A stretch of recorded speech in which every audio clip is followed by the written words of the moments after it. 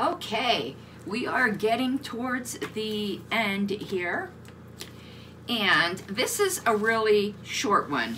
So probably today I'll do a couple videos. Right now, well, because I am sticking, even though it's short, I'm only going to do one chapter on this one. So we've got chapter 11, which is Liberty and Religion. That's the short one, and then the final one, which is of course longer for obvious reasons, is Liberty and the War on Drugs. So perhaps I'll record that one later tonight, but let's deal with this one. I got something in my contact. Don't go your eyeball. Yeah, I know that. All right, the lighting in here is not good to see my highlighting. That's part of the problem. All right, Liberty and Religion. He says, the first sentence on the preface of that, what book? I forgot what book we were talking about here. One second here.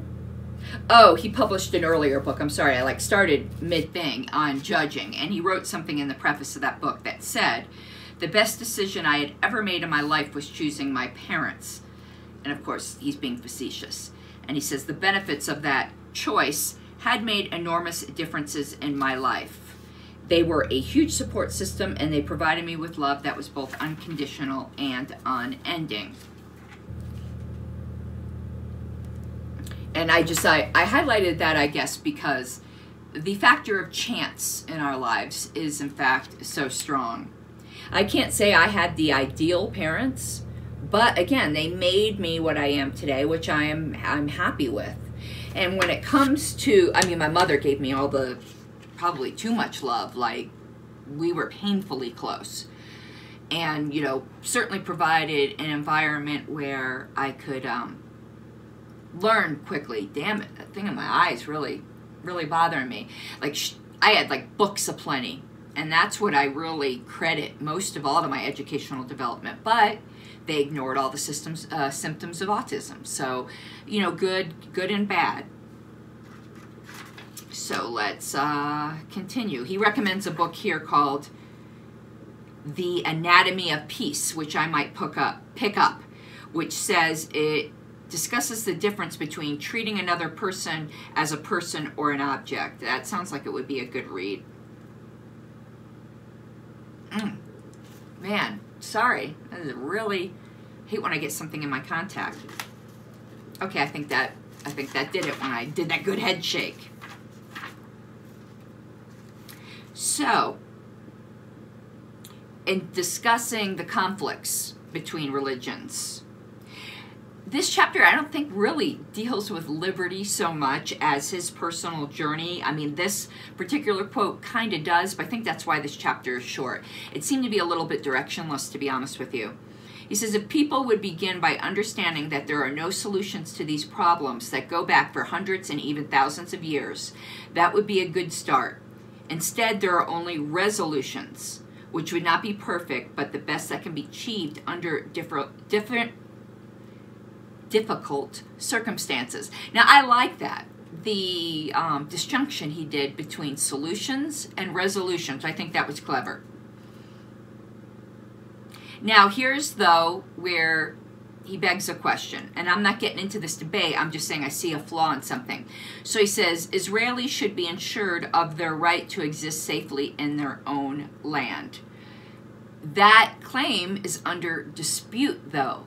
You can't say you are taking a side there. You are proposing a solution, and when you say there's no solutions, there's only resolutions. But that is the crux of the whole dispute there. And he says Palestinians should have a designated country of their own. Well, they want the country that the Israelis are in, and they claim it's rightfully theirs. Again, not taking a side here, just really boiling down the dispute. And be able to control their own water power and movements. All religious sites should be respected. Well, again, that is, and the thing is back. I probably just have to pull that contact lens out. That, again, is assuming a conclusion to a dispute. The site of where the temple is supposed to be rebuilt is under the Dome of the Rock. The Jewish people believe they need to rebuild the temple, but you can't do that without destroying the Dome of the Rock. So it's not quite this simple. and should be under the control of the group that is affected by them.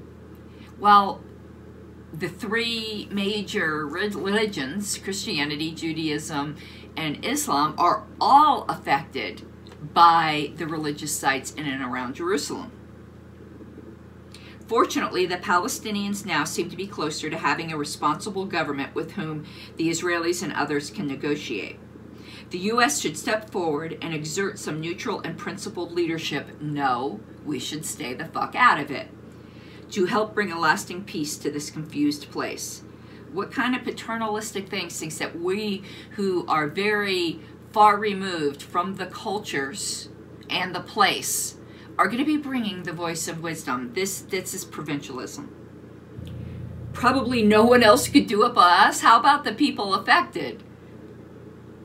And it's a long time for us to take that role? No. No. Hell no. That I disagree! Exclamation point.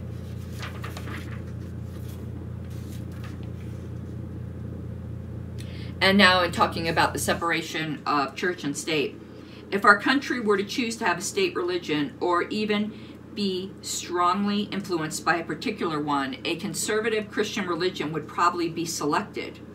But in reality, it's too late. We have long since become a nation of Jews, Hindus, Muslims, less conservative Christian religions, and many other religions as well as people who are atheists, humanists, who have no religion at all. I know some atheists would get really bothered by the way that sentence was structured. And if those people felt that someone else's beliefs were going to have undue influence with their own government, it could very well lead to a civil war. Why? Because they're Americans and would rightly, not formally, what? Because they're Americans too, and would rightly, not formally, oh, okay, I got it now, but this is not a well-worded, and would rightly not want formally to be discriminated against by their own government.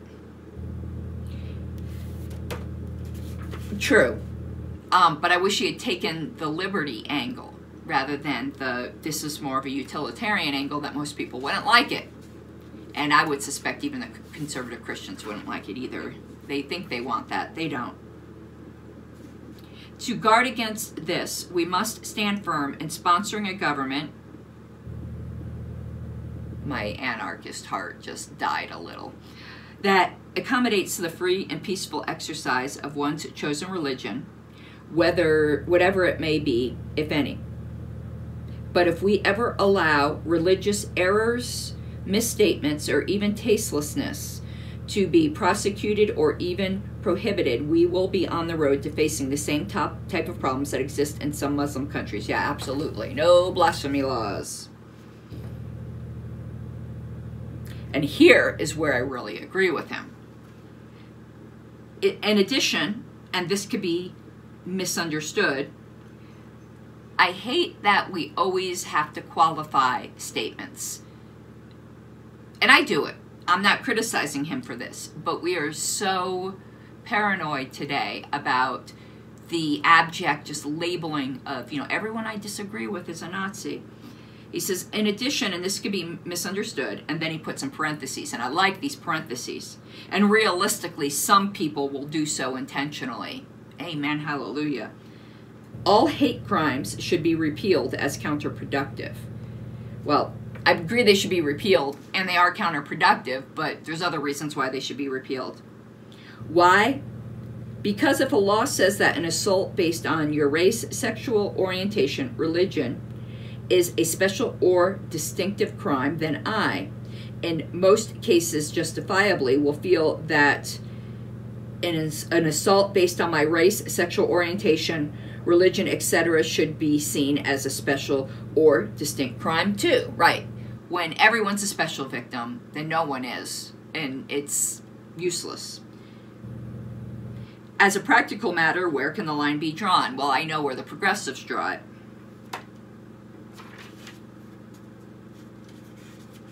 But here's where he gets to now, outside of the utilitarian reasons, the liberty reasons. Liberty dictates that no one person by law should be deemed to be more special or distinctive than any other. And once again, by following the dictates of liberty, we will not be required to pass so many laws. And we will also avoid a lot of legitimately hurt feelings. I want to insert that, what's that song in there? The rappers with the hurt feelings. I've got hurt feelings. That is like pretty awesome. I would put it in here, but I'd get copyright struck by YouTube. Even though this is Patreon only, I have to funnel it through YouTube, and they even scour the unlisted videos. Maybe I'll put it in the comments, because that song is hilarious if you haven't heard it before. So what about "In God We Trust" on our currency, or "Under God" in our Pledge of Allegiance? Are these unconstitutional? Actually not, because fortunately the courts have understood that these are a large part of who we are, and an expression that from the founders on up until today we are generally a God-fearing people, and that we trust and believe in God. I think that kind of contradicts what he said earlier. And I'm going to give an opinion here. I'm going to analogize this to when I was complaining at the Roberts Rules Forum that they really need to drop the archaic chairman when the word chair is perfectly serviceable and is shorter. And you don't end up with the completely like dissonant sounding Madam Chairman. And the men there, and I'm not a like the feminist type. I'm not the one who goes looking for boogeymen men, you know, everywhere. But the men there said, it doesn't bother us. And I'm like, of course it doesn't bother you, because that language privileges you. You gotta try to at least put yourself in the shoes of somebody it might bother reasonably. So with him saying, fortunately, there's no problem with "In God We Trust" and in our Pledge of Allegiance, because generally we are a God-fearing people collective. That right there, though, is the state making a religious statement. And if I were an atheist, I would be bothered. I don't think it's unreasonable to be bothered by that. And the "Under God" and the Pledge of Allegiance is a recent development anyway. Now, I'm no fan of the Pledge of Allegiance to begin with. I think the whole thing could die in a fire. But if it's going to remain, yeah, the religious language should probably come out. The same thing is true for us to continue to celebrate Christmas as a national holiday. We shouldn't have any national holidays. Except perhaps like Independence Day or something like that. Or for religious events or servants like Mother Teresa to be celebrated on our postage stamps. Postage stamps should just be fucking postage and not be pushing agendas. And perhaps they should license out to private companies who want to sell collector's stamps with different images on it.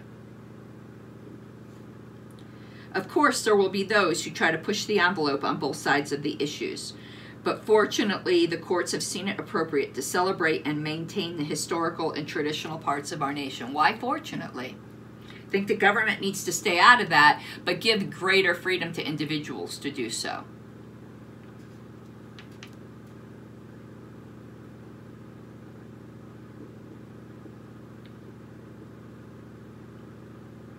And here's an interesting paragraph. And here it is. It's funny. The short chapter actually turned out to be pretty long, so maybe I misjudged it. This is the last part of the chapter, though.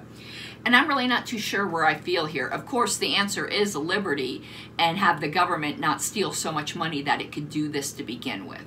But we're trying to examine what would be the appropriate response with the government we have now. We should be quite concerned about our government funneling charitable funds through religious institutions. Not so sure I'm concerned about that. I'm more concerned about them funneling charitable funds, period. It sounds fine in concept for the government to fund wonderful organizations like the Salvation Army and church-sponsored food kitchens for the poor. But here's the part that gives me pause. But remember that where government money is given, control is sure to follow. And that is true. And it's funny, is that is ultimately the underpinning of my argument against Georgism, which I am going to eventually do a video on. And then the strings attached to the funding invariably become ropes and chains. So in many ways, it would be better for the money to be funneled to non-religious organizations. No, it would be better to cut the budget and stop stealing from people for that and let them choose the organizations they would like their money to go to. Besides, if the government funds your religious group's charities, why shouldn't it also fund mine? And that only begins the friction, because one person's charity can quickly become another person's terrorist group. But that also goes for non-religious charities as well. That cutting out the religious charities does not solve this problem. These conflicts will never end, so it's better not to get started down that road in the first place. It's better to not be funding any charities and stop stealing and get that out of the budget. Good step. All right, that's it for Liberty and Religion. The last chapter is Liberty and the War on Drugs. I will never curse another discussion by saying, oh, this should be short and easy, because this turned out to be the longest one. Talk to you later.